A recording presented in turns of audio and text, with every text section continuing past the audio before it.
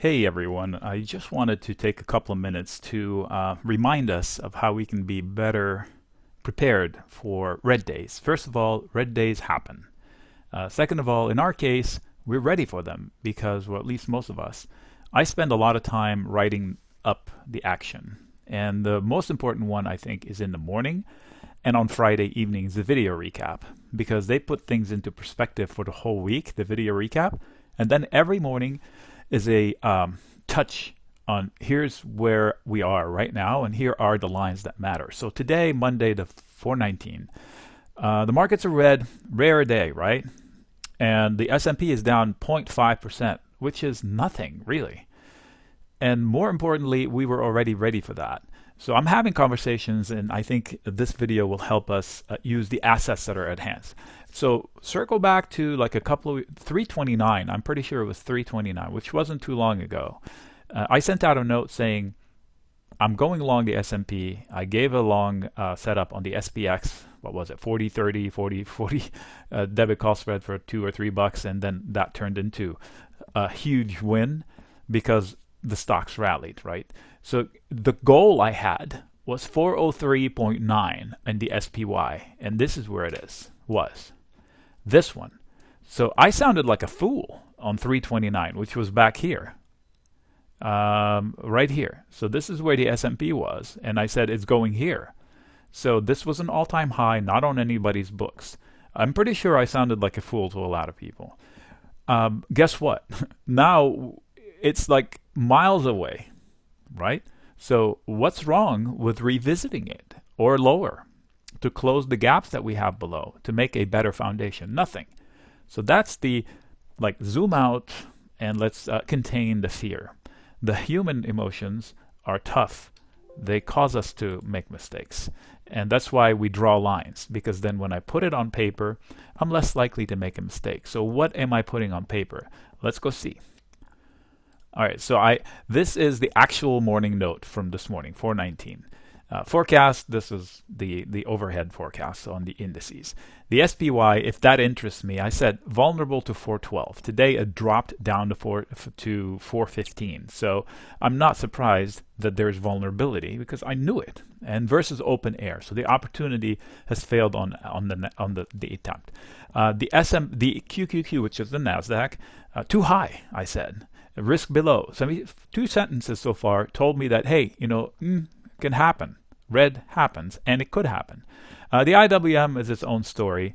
I said 226 is important to hold, and this week. So they're still fighting it out.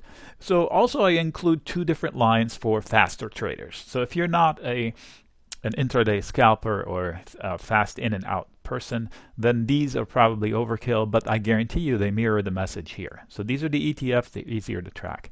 So this is gold. How is that? So let's go to the first one, the S&P. So this was the first one this morning. And this one is the update like 20 minutes ago. So in the morning, price was here on Friday, and then in the pre-open, it was indicated somewhere here. So I sent out saying we have support zone 1, we have support zone 2, we have support from last week, we have support below that. Okay, to revisit this zone and I'd get long. That's basically my plan. I had it lined up. I described it in my videos. So I also did this. See that little arrow that just shows up? Revisiting base is okay. Okay, so that sits behind here. You can't see it because it's hidden. But it's also on the chart in this morning's note saying it's okay to come down to here. In fact, it's almost a must because we can't build a house of cards otherwise, up and away without any give back. So this today then told me that, hey, we could have some problems and we should find support. I say this because I've just talked to some people and they're asking, is this a turning point? They see the two green candles. No, this is just normal price action. It fell into support and it's bouncing. What happens next depends on the next levels, which is the sellers are going to try to smack them down again. And if they succeed and they lose this support, they're going down to this one. So this changes nothing. It just says, hey, I was ready for it. I didn't need to do anything. I'm not going to freak out. I'm not going to adjust my positions. I'm not going to bail out positions. So these lines help me make these decisions. So if my long has got months on or weeks, then this is nothing I need to do anything about, because especially that the message has been lighten up, take some bearish positions, which today would be working. So this is why these lines matter. So you're saying, okay, so it worked out in this case. Well, let's revisit the QQQ. All right, same deal. In the morning, the QQQ was hitting resistance from Friday and was dipping a little bit. So I said risk down to here, and I pointed it out. In the message, I said too high risk, right? So I just said where the risk was. And this is where they're fighting for. Again, we have a support cluster below it and a support cluster below it, these two. And I said needs revisiting. So we're not surprised if we see this happen. We should be ready. So that's why the lines matter. Okay, so this is for the S&P ES. So somebody that's actively trading shorter term. The action was up here in the morning, and I said tight. So there's a move coming. They're going to try to break out again from the same range they had last week. And guess what? They did break out to the downside. And we have support from Thursday last week. We have backup support if we need it, and backup support to the backup support. So this is not a surprise, but we know that it's not a reason to panic. So being ready, knowing the lines, is as easy as opening my email box. I send these out via email every day, 4 or 5 lines, very simple, short and complete sentences with pictures. It couldn't be simpler.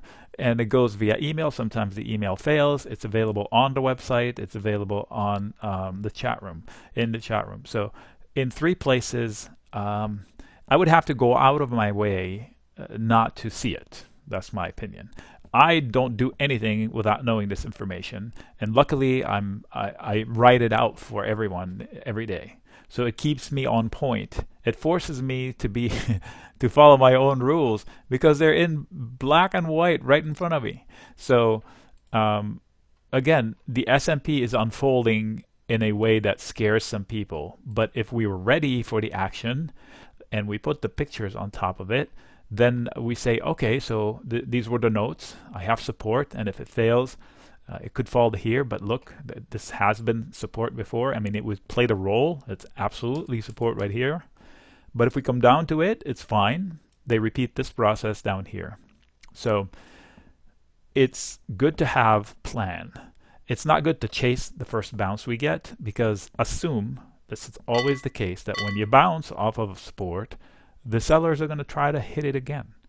Maybe they win, maybe they don't. Maybe they fail, and then the bulls go to whatever. I hope not, because that's not proper action. They should at least go sideways for a little bit and then meander back up. So that gives the price action to mature. All right, that's it. Went a little bit longer than I wanted, but I've tried to cutting it short, but I can't. I always end up being 8 minutes, and then I don't want to skimp on the content.